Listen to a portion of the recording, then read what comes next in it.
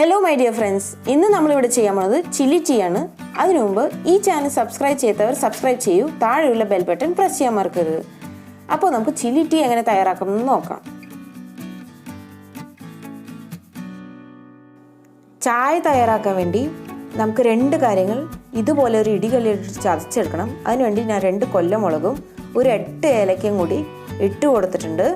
ഇത് നന്നായിട്ട് നമുക്കൊന്ന് ഇടികല്ല് ഉപയോഗിച്ച് ചതച്ചെടുക്കാം. ഇതുപോലെ ചതച്ചെടുക്കണം. ഞാനിപ്പോൾ ഒരു പാത്രം അടുപ്പിൽ വെച്ച് കൊടുത്തിട്ടുണ്ട്. അതിലേക്ക് നമുക്കൊരു ഗ്ലാസ് വെള്ളം ഒഴിച്ചു കൊടുക്കണം. വെള്ളം തിളച്ച് വരുമ്പോൾ നമുക്ക് ആ ചതച്ച് വെച്ചേക്കണ കൂട്ടിട്ട് കൊടുക്കാം. ചതച്ച വെച്ച കൂട്ട് ഇട്ട് കൊടുത്തതിന് ശേഷം നമുക്കിവിടെ ചായപ്പൊടി ഇട്ട് കൊടുക്കാം. ഞാനിവിടെ ഒരു 1.5 ടേബിൾ സ്പൂൺ ചായപ്പൊടിയാണ് ഇട്ട് കൊടുത്തത്. നിങ്ങൾക്ക് എത്രയാണ് കടുപ്പം വേണ്ടതെന്ന് വെച്ചാൽ അതിനനുസരിച്ച് കൂട്ടുകയോ കുറയ്ക്കുകയോ ചെയ്യാം. ഇനി ഇതെല്ലാം കൂടി ഒന്ന് യോജിച്ച് വരട്ടെ.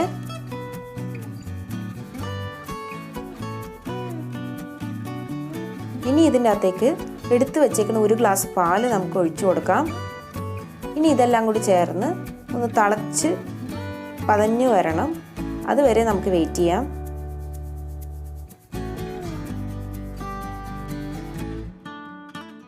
ചായ ഇപ്പോൾ തിളയ്ക്കാറായിട്ടുണ്ട്.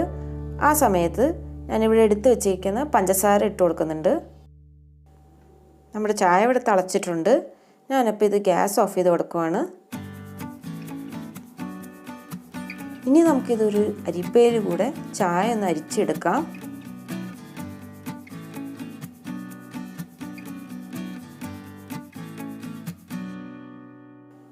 ചായ അരിച്ചതിന് ശേഷം ഞാൻ ഇതുപോലെ അടിച്ചെടുക്കുന്നുണ്ട് ചായ. ഇങ്ങനെ നമ്മൾ അടിച്ചെടുത്താൽ ചായക്ക് കുറച്ചും കൂടി ടേസ്റ്റ് കിട്ടുള്ളൂ. കണ്ടോ, ഇതുപോലെ 2 പാത്രം വെച്ച് അടിച്ചെടുക്കണം.